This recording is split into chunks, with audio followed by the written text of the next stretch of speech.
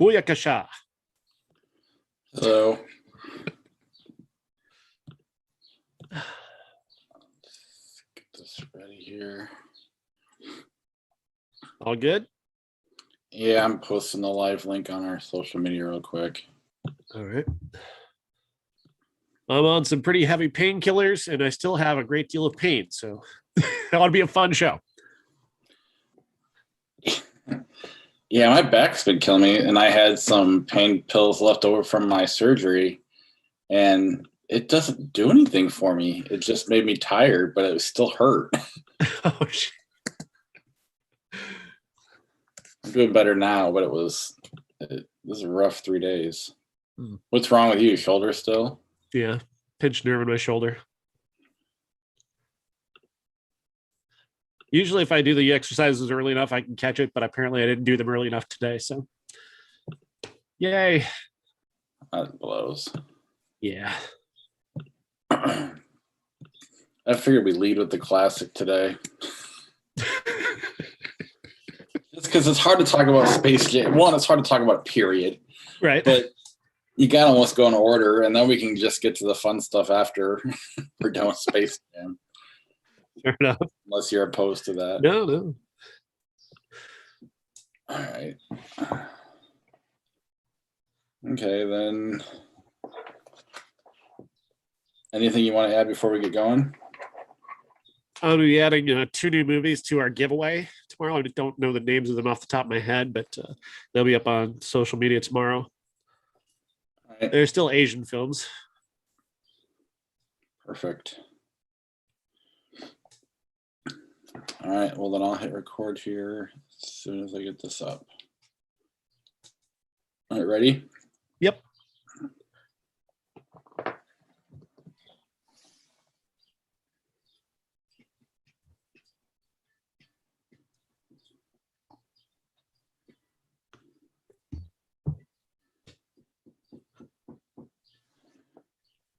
Welcome to the Everyone's a Critic movie review podcast. I'm your co-host, Bob Zarrell. With me, as always, is professional film critic Sean Patrick. Visit us at IHateCritics.net, Everyone's a Critic Podcast.com, Facebook, Twitter, Instagram. Our handle is CriticsPod. Listen to us at Apple Podcasts, Google Podcasts, Spotify, Stitcher, Alexa, all your podcatchers. And if you leave a 5-star review, we will read the review on the air, and that we're also doing a giveaway on our social media pages. Go ahead and tell them a little bit about that, Sean. Yeah, if you give us a 5-star review and you let us know you did it, so we're going to give you a Blu-ray of your choice of now 4 different movies that we have, 2 of which will be announced tomorrow on our Facebook page. So be sure to check that out there. And of course, leave a 5-star review wherever you listen to us. And when you do, we'll be sure to happily set you up with your own Blu-ray copy. Yeah, but be sure to let us know, and you can do it on any of the social media platforms, or you can email us at critics@IHateCritics.net. And if we've missed it, remind us. There's a lot of stuff that goes through there. The main reason we're asking for you to let us know is a bunch of different platforms. There's a bunch of different countries, and we don't always see all of them, so it'll help us out. We are live on YouTube whenever we record. I will post a link on our social media pages as well. If you just happen to be on and see the link, you can watch us there. There's no set time. Probably never will be, so I apologize for that. But, if you're lucky or unlucky enough to see the link on our social media, you can watch there. And if you subscribe on YouTube, I think you hit the little bell and it notifies you when we're live or when we have a new episode drop. We also have our patreon.com/criticspod, the best way to help support the podcast. We also have our TeePublic merch page. If you go to IHateCritics.net and click on the TeePublic link up in the right-hand corner, you can get yourself some podcast merch. All right. I think that's everything. So let's share the screen for our YouTube folks. And we will start with our undisputed classic. Do things a little differently this week. Our you really classic, just want to get this out of the way, don't you? Well, I'm interested in talking about it a little bit. Yeah. But not, I don't know. It's Space Jam. Space Jam's a classic, but it's because I'm such a big Michael Jordan fan. There's a bit of a guilty pleasure there, but not And I'm a big Bill Murray fan, and I mean, none of it's like the best thing either one of them I've ever done, but there's enough there that I don't mind it. It's kind of like my Lord of the Rings argument, where I like Michael Jordan so much that I'll watch him in anything, even if he's not even good in it, because I mean, he's not a great actor, but Right. he's such a great basketball player, the best ever, that I just like being in that world wherever I just like watching him on TV. The Last Dance, I watch that all the time. I go to bed watching that now. It's kind of been my new South Park movie, or my new, Yeah. I just like being in the world, so I can handle this world with Jordan in it. But go ahead. I don't hate this movie because it knows what it is and it's not lying to you. No one's lying to you about Right. what this movie is. If you went into Space Jam looking to see a movie and then were shocked that you came out after watching a commercial about hot brand synergy and notable IP, then that's on you. Because they didn't lie to you 1 second. They never pretended this was a movie. They always said that this was brand synergy, expanding the Jordan brand and kind of reviving the Looney Tunes brand, as it were. And I appreciate it from that perspective. I think that Space Jam has received a reevaluation over recent years, not because it's any good, but because it has a sort of cheesy nostalgia for being among the first nakedly commercial movies. The really, like, where we dropped the pretense. Like, other movies prior to this have had branding and have had corporate ties behind it and so on, but Space Jam is the one where it's right in your face. Like, it's just shoving it right down your throat that this is what brand synergy truly is. um it's they've got merchandise in the movie. I think if you click on something in the movie you can buy it. If they have it, that's what the next Space Jam will be. Yeah, like I said, you couldn't click on movies at that point. But the bottom line is that you knew what you were getting into, and I was, as I was reviewing it, I was kind of admonishing any audiences who are thinking negatively of this movie, because again, they never lied to you. This is what it was. This is what it always meant to be. It was never going to be anything more. And if you expect anything more, then you're only beating yourself up. If you were expecting a movie when you went to see Space Jam, you're fooling yourself. And so that's why critics don't talk about this movie, because why would you? What is there to talk about in this movie? There's no movie here. This is about Michael Jordan happens to have a broader appeal than Looney Tunes. So if we at Warner Media want to revive the Looney Tunes brand, we hook it to Michael Jordan and he gives it new life, which he did. Absolutely. Looney Tunes was an IP that was aging very much at this point, and while they still had cartoons and they still had various attempts at reviving it, this is what really brought it back to the forefront. And again, that's why we're talking about it again in just a few minutes. Is the same thing, is that as the brand sort of dies down, you need a new way to revive it, and that's what this is. So I don't hate Space Jam, but I have a theory on Space Jam and why people still talk about it. It's nothing to do with anybody actually enjoying this movie, not really enjoying it. You may enjoy like Jordan himself, or maybe you enjoy kind of the idea of Bugs Bunny. This isn't Bugs Bunny, guys. This is not the Bugs Bunny of the 30s, 40s, and 50s. This is a different character altogether. He just happens to be called Bugs Bunny. No, the reason people remember this is the song "I Believe I Can Fly" is the lasting legacy of Space Jam. Regardless of R. Kelly being an absolute monster who's very deservedly behind bars, that song remains like one of the great songs of the 90s. Everybody remembers it. Everybody knows the words. It's still to this day inescapable. TikTok has even brought it back again and again and again. And that's the lasting legacy of Space Jam. That's why anybody remembers it. Because even Jordan barely remembers being in Space Jam. Yeah, I mean, like you said, you could enjoy this. You just can't. You're not enjoying the movie. You're enjoying something. I enjoyed his commercials. Michael Jordan interactive experience. Right.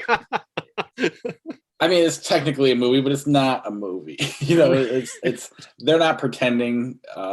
Everybody knows what they're doing, and And because of that, it's halfway fun. I believe I called it a narrative form colloquially known as the movie. Right. But even the little bit of Bill Murray stuff, as dumb as it is, it's he doesn't care and he's just going to say whatever he wants. But they don't care either, and they're letting him do it. And that's what's so neat about it. And even having the other NBA stars who are like A-list stars compared to what's in the new one. Again, none of it was good, but it was just it was goofy enough, and they were having fun. And I mean, I always go back to that Grown Ups reference where they had fun making that movie, but it does not translate on screen. It at least translates here that the goofiness, they're having fun doing whatever they're doing. Even though it's not a movie, at least you can enjoy being in the world for what it is. And that's what I appreciate about it. Again, I don't love it. I'm not, I hadn't watched it since the 90s, but it doesn't overstay its welcome either. That helps. Right. It gets in and out as good as quickly as possible, whereas the second one fails that test pretty miserably. All right. Are we going there then? Yeah, sure. All right. Space Jam: The New Legacy. Space Jam, the even further synergy of corporate brands. The LeBron James brand with the Warner Media brand. The mistake that they made with this movie is that they've hired Malcolm Lee to direct it, and he's trying to actually force in some sort of actual narrative as opposed to the just here's why we're able to do this. Like basically Jordan was given a basic motivation and then the movie just goes. Here they actually try to have a character arc where LeBron James is this dad who's too serious about sports and is too serious about the fundamentals, and he's driving his son away because his son doesn't actually want to play basketball. He wants to be a game developer.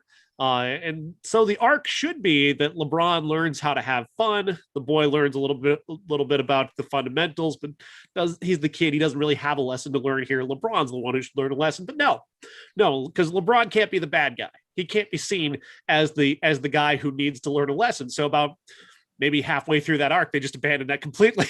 They try to make both him and the son into people who needed an arc, and that just all that does is just flatten both of them and make them both meaningless. And so Donald Cheadle is the one who's moving the plot along. He's playing the Al G Rhythm. God, these people are awful. It's just so bad. He wants to steal the LeBron James brand. So he kidnaps LeBron's son and then kidnaps LeBron and forces him into a basketball game with the stakes being that LeBron will be in the game for everybody, or the world will be in the game forever if LeBron loses. Who the hell knows? They muddy that so badly too. It's like, just give them a reason to play the game and get out of the way and then be done in 90 minutes. That was your job here. And they fail that because they stick around for 2 hours and they try to pretend that LeBron James is more appealing than he is. And he's an appealing guy. Don't get me wrong. He's even, I would say, probably slightly even more charismatic than Jordan in a way, but he's hampered greatly by them forcing a narrative around him. Whereas if he'd had the advantage of what Jordan has and just being given a very base motivation and then go, he probably could have handled that a lot better. But forcing him into a narrative where he's, acting as dad, which he is a real dad. I understand that, but he doesn't really play a good dad on screen. His unwillingness to sell the idea that he has a lesson to learn kind of hampers his ability to be a fully rounded character. Bugs Bunny is not Bugs Bunny. These aren't the Looney Tunes characters that he's there to say a catchphrase. They're all there just to kind of do things that are vaguely familiar from what you know of Looney Tunes, and that's it. And the Looney Tunes brands is even more dead than the Mickey Mouse brand. Like, at least Mickey is so basic that you have no expectations of him. The Bugs Bunny brand is such a corporate entity now that he just doesn't exist anymore. Yeah, I didn't hate it as much as you did. I'm not gonna pretend like I love it either. Part of it, I think LeBron's a way better actor than Jordan. I thought he did a way, but it wasn't. I'd go more than slightly, because Jordan just looked like he doesn't know what he was doing, but it didn't matter because he's Michael Jordan. LeBron's. I mean, he was great in the train wreck or whatever. He's done things before as an actor, so he has a little more experience. I get what you're saying. I still think they had the arc, but by throwing the son in there as if he had a lesson to learn, it took away from the effectiveness of it. I mean, clearly at halftime, they pay the arc off, but it's not really. He uses Bugs Bunny to get there as opposed to his son. Right. And it's pretty, I don't know. That said, I still think this movie knew what it was. It was trying a little too hard to be the Lego movie by putting that arc in there. And the Lego movie miserably. But there were moments that I thought were really like awesome. I thought the Michael B. Jordan thing was amazing. I loved that bit. As stupid as it was, and I can't believe I didn't see it coming. It was just genius. And say, why didn't you get Michael A. Jordan? I don't know. I thought that kind of saved the whole movie just by having that moment. I love the Mad Max Fury Road, bringing that in here. My son watching the whole time kept yelling copyright infringement or something like that. And I was like, no, they own it. And he was like, they must own everything.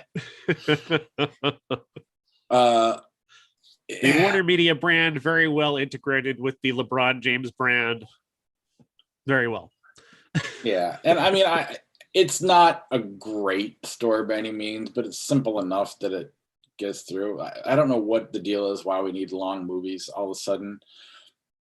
It seems like all of our blockbusters have to be at least 2 hours long, if not longer anymore. And this needed to be 77 minutes. they needed 77 minutes for this movie. That's all they needed.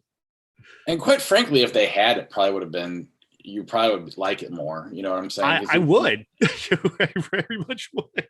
Because I think the arc is there, but they, like you said, they flatten it. And if you take out the stuff to flatten it, you have a pretty solid, fun movie that's still a corporate, commercial, right. But it's still fun again, for a corporate commercial. I can't fault this as a movie. I can't, because it's not a movie. It's a 2-hour commercial for the Warner Media LeBron James brands. That's what this is. And it doesn't try to pretend it's not, despite the intention to have an arc there. That's more just Malcolm Lee, I think, just being a filmmaker. He feels like he probably has to have a narrative, an arc, a story. Whereas Joe Pytka, who directed the first one, I think his name was Joe Pytka, he didn't care at all. He couldn't have cared less about that. And I think that's probably the better approach to making a Space Jam, is to not care about that. But the movies, again, if you can't complain about this, if you went to see this and you're upset, you can't complain. I'm not complaining, right, because I didn't pay to see this commercial for these two brands and this well-known IP. I'm a critic. I don't have to pay to see movies, so I don't feel bad. But if you're complaining that I can't believe this was a 2-hour commercial. I mean, you kind of knew what you were getting into, didn't you? Yeah, if you had to pay and you were to go see it, you'd know what you were doing. You'd probably choose not to go, but you would know what you're doing. One thing that I thought was kind of weird is Bugs Bunny just kind of disappears 2/3 of the way through the movie and then pops up for the very end, the climax, which doesn't even mean anything because it's supposed to be a big deal that he sacrifices himself for the team, but totally nothing comes of it. Didn't set that up well. Not that I wanted Bugs Bunny to die, but right. there wasn't much of a. Right. At the same time, I think Damian Lillard's character gets a better setup and payoff than Bugs Bunny does. But as soon as the game starts, he disappears. Like, he's not in it anymore. Like, hardly at all. And I don't know. It was just even really before that. But I don't know. To me, the son, like they go out of their way to show Dominic James getting all these powers, like all this handle and all this stuff, like all these basketball terms for video games. And then did he play in the game? It didn't even seem like he even played in the game. He played like the very first play, and then he was on the bench a lot after that. And I don't know. I mean, again, it is what it is. It doesn't matter in any singular way whatsoever. It's not a movie. It's there. It's a commercial for these products. You can buy each of these characters. If you're watching on our YouTube page, each of these characters, including LeBron James, I believe, is available as a plush You can get the Space Jam poster. You can get the shoes that LeBron James is wearing. You can get the jersey and shorts that LeBron is wearing, all in the Warner Media Store. And our Facebook page. Yeah. So that's enough Space Jam, unless you have more you want to say. That's fine. All right. Let's move on to Netflix. Gunpowder Milkshakes. Gunpowder Milkshake stars Karen Gillan from Doctor Who and Guardians of the Galaxy as a hit woman who was abandoned by her mother, played by Lena Headey, at a relatively young age, and taken in by The Firm, headed up by Paul Giamatti. They're the group that runs the world secretly.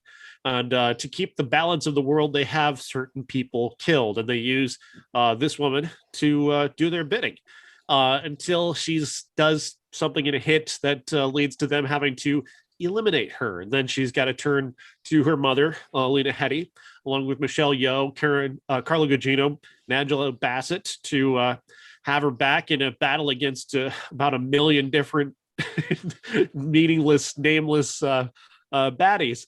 This movie's fun. I enjoyed this a lot more than I expected to. It's a little overlong, but they really pack a lot into that time. They don't really relent very often in this. They've got a very clever narrative about and Karen Gillan, just for me, she holds the screen. I just can't take my eyes off of her for many different reasons, but mostly just because she's insanely charismatic and very funny.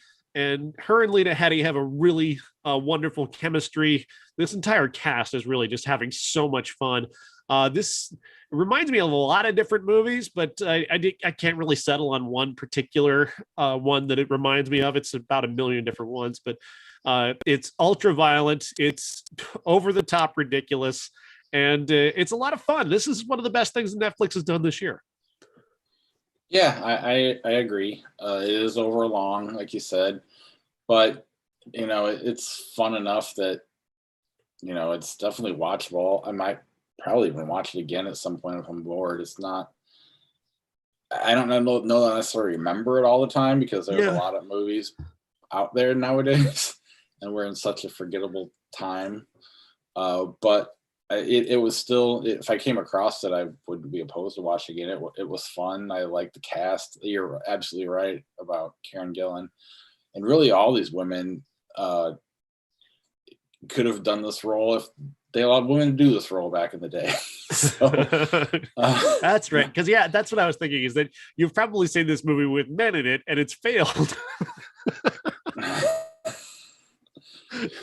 they're all badasses in their own way, and they're all entertaining. Yeah. They're all having a blast. They captured that, and it's a fun movie. It's ridiculous, and I guess that's what keeps it from being the next. That's kind of what makes it watchable and fun, but also prevents it from being something, like a Die Hard or something at the next level of action movie. But it's still very good for what it is, and you got Netflix. I mean, it's been in the top 3 every time I've gone on, so I do wonder to watch it. I get what they're going for with the title, but I do wonder if people are kind of confounded by the title and kind of like they're unsure. It is a weird title. Those 2 words together don't really make any sense, and the movie doesn't make them there's a tangential, I guess, relationship. But I think that's probably throwing people off just a little bit. But other than that, I think this movie's fantastic, and I do recommend it. Roadrunner, a film about Anthony Bourdain. Yeah, let's talk about death. Roadrunner captures the life and the last days of Anthony Bourdain, who shocked a lot of people in 2017 by taking his own life at a time when people thought he really had just kind of the life, like the life that anyone would want, traveling all over the world, eating exotic foods, just being able to do anything you wanted at any moment. He was in Paris, or he was in France, in this beautiful area of France, with his best friend, enjoying great food and driving a cool car. And he still, in that frame of mind, in that place, he still decided to kill himself. And it just kind of leaves you just baffled and fascinated. And So this movie picks up the narrative of him in the late 1990s when he became a success at the age of 48, having written Kitchen Confidential, and it goes to #1 on the bestsellers list. And then he gets a TV show and then another TV show. And all the while, he seems happy, but also he also seems there's not an undercurrent of sadness per se, but just this kind of constant longing for something else, constant search for something. And one of his friends has this really fascinating statement, because one of the things that Bourdain is known for before he became a global superstar was that he was a heroin addict. And he famously quit heroin cold turkey, which any heroin addict I've ever talked to and heard from has stated that's hardly possible. Like, they can't, it is superhuman, the notion that someone could just stop using heroin. And what his friend says in the interview is that he never stopped being an addict. The addiction jumped. It jumped to other things. So the addiction would be travel. The addiction would be a particular kind of food. The addiction would be he got into jujitsu really heavy, like to the point where he was annoying people with how into jujitsu he was. Like, his friends would get tired of him talking about it for hours on end. He was obsessed. And one of his obsessions eventually became his last girlfriend, who is a well-known actress, Asia Argento. And when that relationship goes wrong and he's desperately like addicted to her, you don't want to blame. They're not trying to necessarily blame her for what happens, but certainly they don't necessarily let her off the hook for her role in how she treated their relationship, considering his personality and what she may or may not have known of him at the time. But at the same time, you can't be responsible for somebody becoming addicted to you. If that happens, it's not your fault if they burn themselves out in that way. You can't be burdened with that. No human being could take that level of obsession to have somebody addicted to you, as this film implies that Bourdain may have been addicted to her and everything about her. Even the Me Too movement became part of his addiction, and trying to get Harvey Weinstein for what he did to Asia Argento became this obsession for him. He was so obsessed with Asia Argento that at one point he was in an interview, he would not stop talking about her ability to parallel park a car. And he just, to the point where she is visibly uncomfortable with the amount and just the time that he's taking up of their time to talk about this. And it's an awkward and hard to watch scene. And that's what makes this movie so endlessly fascinating. So they're not claiming he had a history of depression at all. They just, I mean, not necessarily. There's really not much talk about him having any sort of depression.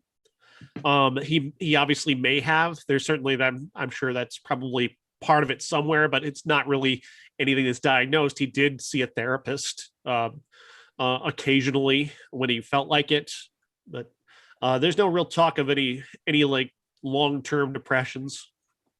And Asia Argento is not part of the film, correct? Right. Yeah. She refused to be part of it. Well, I heard they wouldn't let her. I read an interview with the filmmakers didn't want to do anything. Every time they kept working her story in, but they kept taking a narrative they wanted to tell down to a different rabbit hole that they wanted to leave out, which I read, which kind of was like, well, then you're not, it's not like you have your story made up. So, and again, I don't know, I haven't seen it, but that interview kind of threw me off a little bit. I know who he is, but to me, he's like a Kardashian. I don't know anything other than his name. I never saw a second of his TV show. I've never read any of his books. I just kind of know that he exists or existed. So I don't know. He was a deep guy. He was an intelligent guy. He was a fascinating person who did fascinating things. His show was about more than just food and travel. He wanted to expose people to different cultures and tell people's stories on an individual basis. And he tried very hard, but he was also one of the many obsessions that he took on that perhaps was part of his depression. Again, that's not really necessarily mentioned here, but was that he became obsessed with people who were suffering. And if you become obsessed with suffering, it's impossible not to take that in and make that part of yourself. Yeah. All right. Let's move on to Pig. Pig stars Nicolas Cage as a I initially, when this movie started, I thought it was set in the 1800s because he's so dirty and he's living in a cabin and it's just him and a pig, and there doesn't appear to be any type of modernity whatsoever. And then this car pulls up, this Camaro pulls up, and you're like, oh, it's the modern day. And he lives in a forest outside of Portland with his pig, and he searches for truffles, and he trades the truffles for the things that he needs to get by on a regular basis. And he's got a life that makes him content, which is, I think, what is capable of is contentment. But then one night, two people break into his cabin and steal his pig. They want to steal the pig so the pig can get them truffles and they can sell them and buy drugs.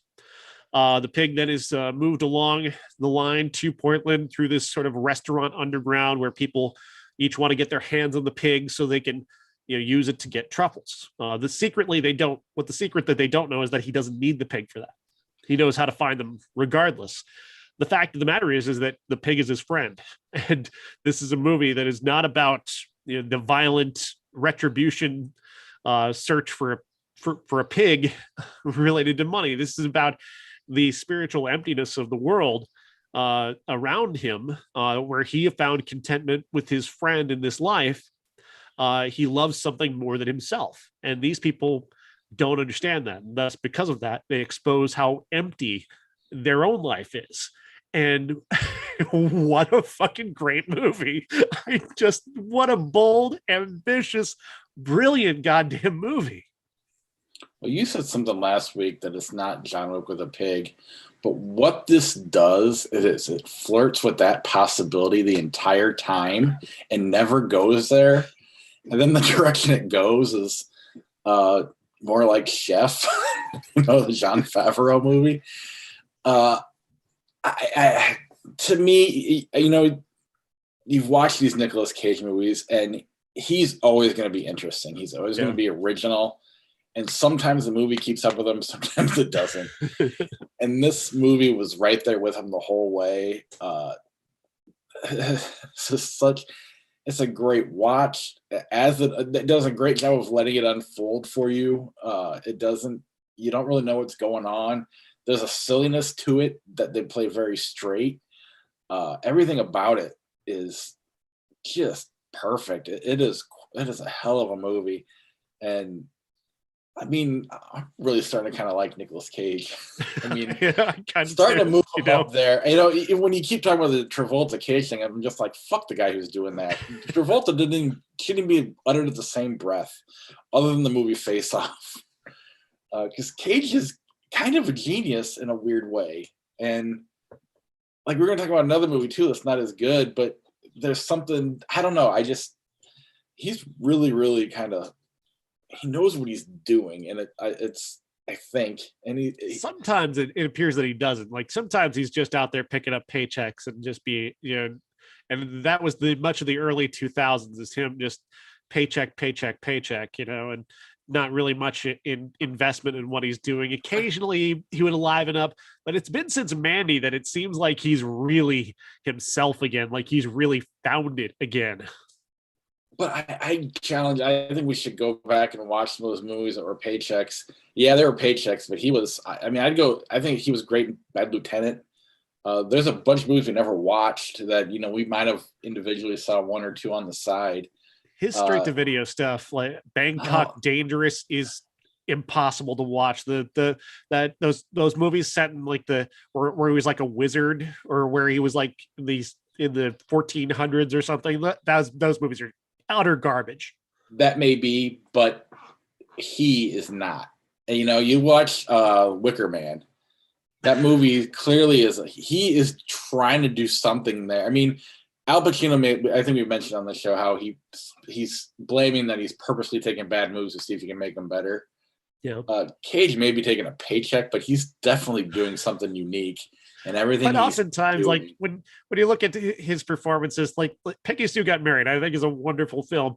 He nearly tanks the whole thing because he wants to do his own thing, because he wants to do that stupid voice. And he does that so often where it's like he picks one thing in a movie that he really likes doing, and he doesn't care if that harms the movie or not. And that makes him fascinating, but at the same time, it also makes him kind of an arrogant prick.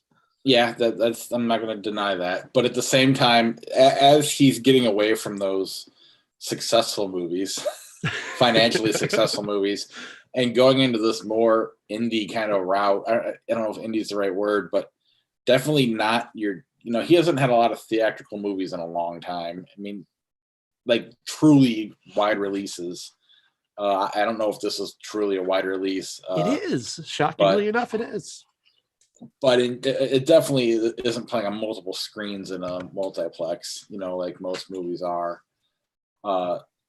So I don't know. I think when he lost everything, trying to buy all the shit, and marrying his daughter and all that crap. Right. I mean, one, it adds to the fascination, but two, it seems like he's started. I don't know. I don't know. I'm just starting to come to terms with some of the movies that are really quite good, or at least the performances are. And this one is, you can't compare it to Mandy because it's nothing like it. Right. But there are two scenes in this movie that are legit two of the best scenes in any movie this year. That there's a scene where he's talking to this chef at a very fancy restaurant, and he just breaks the guy's life down in front of him, and it's just awe-inspiring. And then there's a moment that's almost basically silent where he's revealed Adam Arkin to Adam Arkin himself, and the way he breaks Adam Arkin in that moment without saying a word is just breathtaking. Yeah, and it's like, if it were a John Wick movie, the big bad fight scene at the end, only it's not a fight scene. It's so much more. And I'm not saying it's better than John Wick. They're unrelated, right? But it's still fun. They clearly had that in the back of their mind making this movie, and the way he breaks it down, it's just so artful that it's just another level. And I don't know. I think this one's going to hang around for a while with me. I really, really enjoy it. I made my daughter go watch it with me because she had nothing else to do. I was like, "You're going." And as we're watching it right off the bat, she goes, "This is rated R? How is this rated R?" And even when it was over, she really didn't quite understand how it was rated R. But that's because kids are so desensitized. But yeah, this was a hell of a movie. Everybody I know that saw it loved it. So good. One of my top 5 of the year for sure. Oh, easy, undoubted. All right, Willy's Wonderland.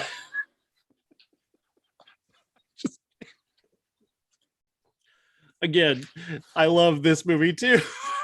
This movie is so completely different, but I just adored it.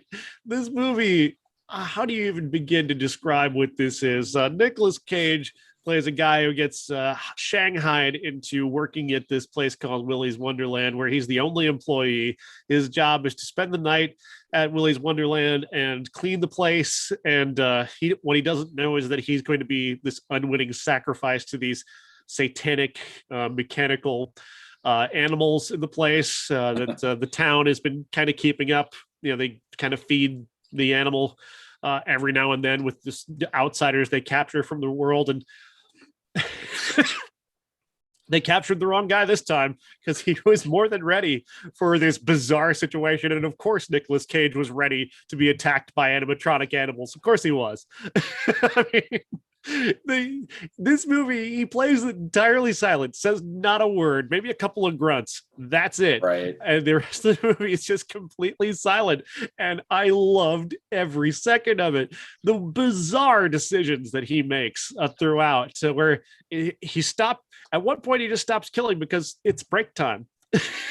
He's got to go have his punch pop and play a video game, and then he'll get back to killing these things.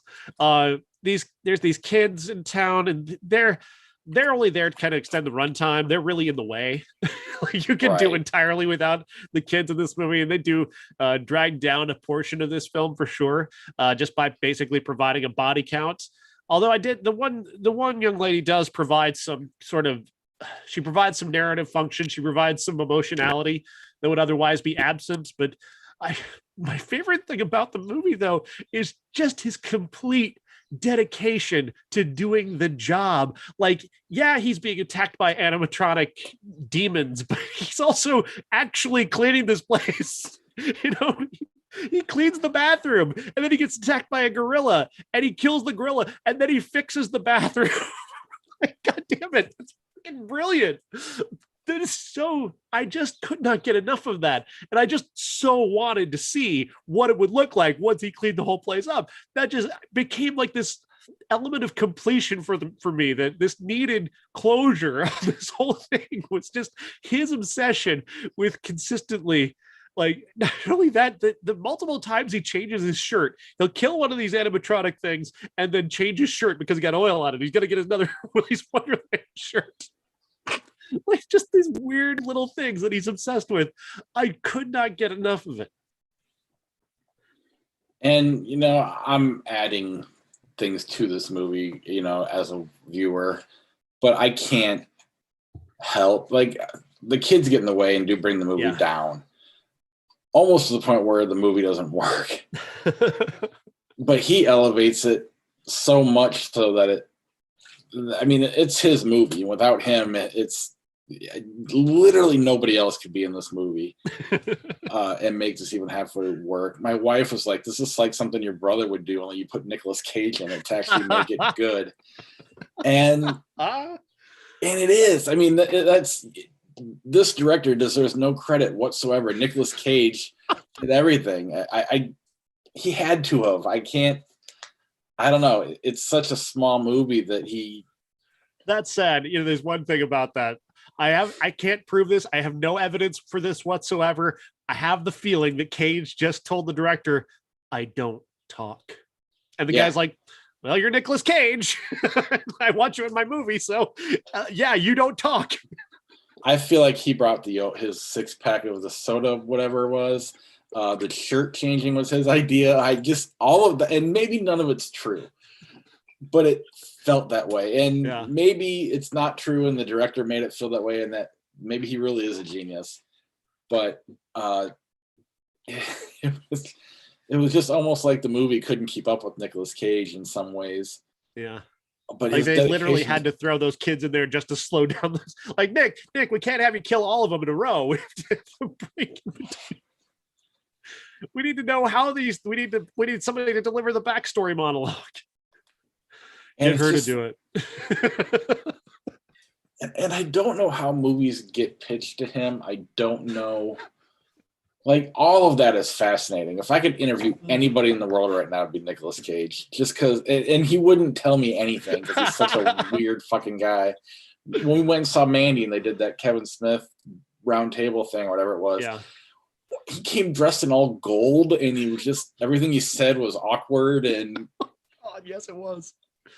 It was like a human. It was like an alien wearing a human suit. But it added to the fascination. I don't know. He's either completely unaware or he's totally aware. Either way, it's working for me lately. Yeah, these two movies. I mean, this pair of movies from one actor in 1 year is just phenomenal. This is just fantastic. There's another one we haven't even watched yet, like something about space or out of. The Color Out of Time. Yeah. I didn't even realize that came out this year. Yeah. So next week, Color Out of Time. I want to. Every week there's a new Nicolas Cage movie. Like, I want to go back and watch those Money Grabs with a different frame of reference. You know, I don't necessarily want to watch Con Air and The Rock again, but maybe, I don't know. But this was kind of fun. And thank you, Pig, for coming to the Quad Cities. Without that, I probably don't see this movie. I love Pig. Yeah. All right. 1991. We're not going to talk about it, but Bill and Ted's Bogus Journey came out. Loved it at the time. And then Dutch, never saw it. All my friends did and told me I should have saw it. And it's not available to watch. A failed attempt at creating the Al Bundy, Ed O'Neill brand. Was he Al Bundy already in 91? Yeah. I wasn't allowed to watch that show as a kid, so I don't know when that all started. Next week, Snake Eyes, the G.I. Joe. Oh, we should watch story. we should watch the Nicolas Cage Snake Eyes instead. I hated that, but we should. It's up to you. I'm up for either one of them. Yeah. You tell me what we're doing. All right. Old from M. Night Shyamalan is coming out. There's a movie called Jolt on Amazon Prime. We may or may not watch that. The Last Letter from Your Lover on Netflix with Shailene Woodley or whatever. How It Ends and Broken Diamonds. You've already seen those. Our classics either going to be Snake Eyes or This Is the End. Depending on what Sean chooses. Snake Eyes, and we'll throw in Color Out of Time. I'm not kidding. I'll do that right now. Or is it Color? I can't remember what it's called. Color Out of Space. I think it's something out of space. Yeah, color and space are in it. Yeah. I'm not kidding. I will end this podcast and I'm going to go watch one of them right now. Yeah, we're doing that. All right, we're definitely doing Snake Eyes in the space movie. 1991, The Doctor, Another You, Life Stinks, Mobsters, and V.I. Warshawski. Not the most entertaining week from 91, so we'll make it fun with Nick Cage. So that is our show. Let's go throw some flick chart at him if you're up for that. Sure. If you're not too eager to get to Cage, I mean. Oh, I am. But we are running. It's only been 45 minutes, so oh wow, short show. A little bit of time. Well, Space Jam. I mean, how do you talk about a commercial for that long? We did pretty good. I agree. Captain America Civil War, The Bone Collector. Captain America Civil War. Bone Collector's a pretty big disappointment for Angelina Jolie and Denzel Washington together. Agreed. Spanglish, Don't Tell Mom the Babysitter is Dead. I like Spanglish. As do I. The Duke of Burgundy? Never heard of it. It sounds like Ron Burgundy reading his name with a question mark. Aaron Brockovich, the remake of Suspiria. Aaron Brockovich. That Suspiria remake was a joke. Yeah. Sicario, Shutter Island. Sicario. Yeah. So I Married an Ex-Murderer, The Addams Family. Addams Family? Yeah. Bob was a little lower on that one. In Bruges, Stranger Than Fiction. Those are two really good movies. In Bruges is better, but yeah, I like both of those a lot. Agreed, but In Bruges sticks around in your head a little longer. The Day the Earth Stood Still, 1951, Scary Movie 3. Day the Earth Stood Still, really, really great classic sci-fi movie. More people need to watch it. Yeah, North by Northwest, All About My Mother. That's tough, actually. Like, Almodovar is a fucking genius, and All About My Mother is absolutely brilliant, but North by Northwest is North by Northwest. Yeah, best of all time. The Town, Enter the Dragon. The Town for me. Yeah. Wait, that is we're talking about the crime movie, right? I hope so. That poster looked very weird, didn't it? It did not look like the Ben Affleck movie, but it was 2010, so I think it was. Yeah, that's a really great movie. Agreed. Aragon, 3 Billboards Outside Ebbing, Missouri. 3 Billboards. Aragon's such garbage. The Burbs, Vanilla Sky. Vanilla Sky for me. I should make you flip it. If I even liked Burbs a little bit, I would. But I'll just let you have it. Scott Pilgrim versus the World, U.S. Marshals. Scott Pilgrim. Agreed. Jumanji, the original one. The Birds. The Birds. Yeah. Step Up Revolution, Man on Fire. The only time I'll ever pick Man on Fire. fun time to go against Man on Fire. Hell or High Water, X-Men. Hell or High Water. Still remember Agreed. that movie. So good. Absolutely. Incredibles 2, Man of Steel. Man of Steel. Like my Superman Dark. I know I'm very alone in that. I am. But, Barton Fink, Deadly Friend. Barton Fink. Yeah. Star Trek 2009, Teen Wolf. Star Trek. I think Teen Wolf's stupid. 13 going on 30, Beverly Hills Ninja. 13 going on 30. What an adorable movie. Yes, it is. Back to the Future, Indiana Jones and the Last Crusade. Back to the Future. Swingers, Splash. Swingers. Yes. The Descendants, Kiss Kiss Bang Bang. That's tough, but it's Kiss Kiss Bang Bang. But The Descendants is a very underrated movie. Yeah, I'm going to go with Fawn any day. But yeah, I agree. Imitation Game, It's a Wonderful Life. It's a Wonderful Life. Agreed. Battlefield Earth, Bicycle Thieves. Bicycle Thieves is by a lot.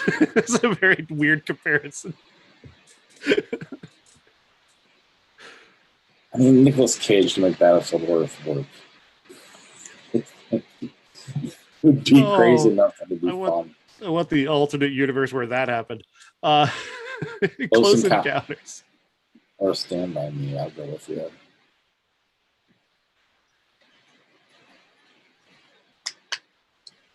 I mean, it was to the point I'm like, talk to my brother, you should ask. Just see if you can get him to be in a movie, because I don't know what it takes. Like, we're coming up on episode 500. I'm thinking about, what if we just reach out and see if we'll get on the podcast? I mean, what do we got to lose? Yeah. Alice Doesn't Live Here Anymore, The Lady Killers. Alice Doesn't Live Here Anymore is a classic I need to see still, actually. Like, I've heard a lot about it, but have not actually seen it. Dirty Harry. Or the worst Coen Brother movie. I'll take the lowest run Coen Brother movies over Dirty Harry. Yeah. Ed TV, The Simpsons movie. Simpsons movie. Agreed. United 93, Phantom of the Opera, 2004. United 93, even though it's still so weird to even talk about that just like it's a movie. Weird. Right. To Be or Not to Be, 1942, Lord of the Rings. I don't think I've seen To Be or Not to Be. I have not either. Replacements, Lord of the Rings. Fine, I'll pick stupid Lord of the Rings. Weirdly enough, just following along on a September 11th vibe, the United 93 came out the same week that the Replacements came out. No, wait, that was Hardball. Sorry, that was Hardball. It was a Keanu Reeves movie. I knew that. Keanu Reeves sports movie. Keanu Reeves forever linked with September 11th in my mind. Cold Mountain, The Addams Family. Cold Mountain. Agreed. One Flew Over the Cuckoo's Nest, Highlander. Cuckoo's Nest. The Mechanic, A Fistful of Dollars. Fistful of Dollars.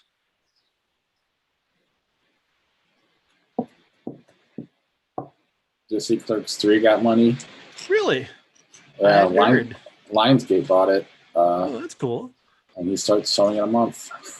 Very cool. I can't wait to see that. Guess what happens in it? If you had to guess, knowing Kevin Smith, what do you think happens in this movie? Oh, gosh. I have no idea. Randall has a heart attack and then makes a movie about it. Because Kevin Smith had a heart attack and makes movies. I like it. Super Mario Brothers, Starship Troopers. Starship Troopers. Yes. I remember being in high school and all the kids that were the Star Wars nerds talked about that movie like it was going to change the world. And then it was hot flaming garbage. Well, this was after they saw it. So they were like, oh my God. Yeah. And like I would have never known the actress named Dina Meyer until because they were all talking about her after that. I don't even know why I've never seen the movie. Harold and Kumar Go to White Castle, Gross Point Blank. Gross Point Blank, but I love both of those movies. Eight gross point blank. Maybe I need to just watch it again. I'm not gonna make you flip it. So I'm not married enough to a young adult. Enemy at the Gates. Young adult. Love that movie.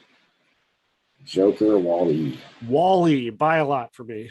Would have gone with you then by a lot just to like just on Joker a little bit. I think Joker's good. I hate Joker. I've really come around against it in a big way. I was starting to go with you because you know when you talk to someone every week, it starts to rub off. And then I watched it and I'm like, this is actually pretty good. I'll flip it, even though I like WALL-E and WALL-E wins anyway. Good. Tail, so everybody watch it at home. I can't see. Not that I'd ever lie about losing every single time. Anchorman 2, The Taking of Beverly Hills. Anchorman 2. 10,000 BC, The Muppets, 2011. Titanic, Battlefield Earth. Titanic. Need to see that crossover movie.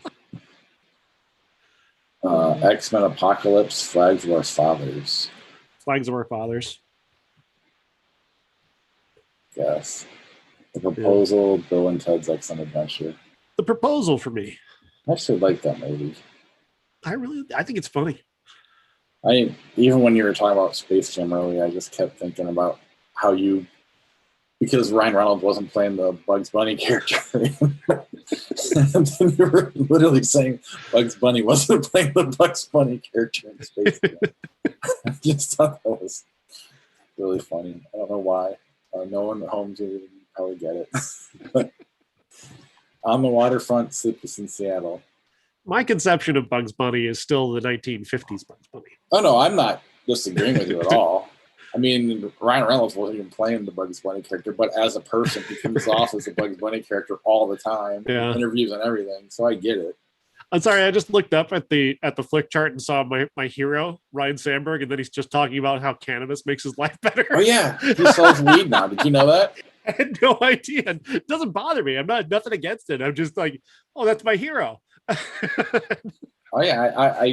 I use this product now. I never did before, but now that Ryan Sandberg does it.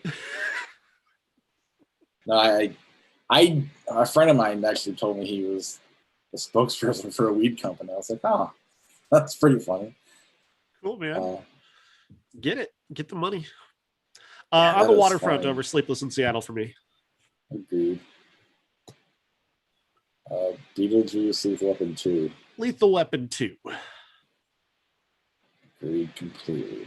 Paul Blart, Mall Cop, Varsity Blues. Varsity Blues. Love that movie too much. The Rising of the Moon, The Brothers Grimm. I've not seen The Rising of the Moon. Dave, The Brothers Grimm. Dave.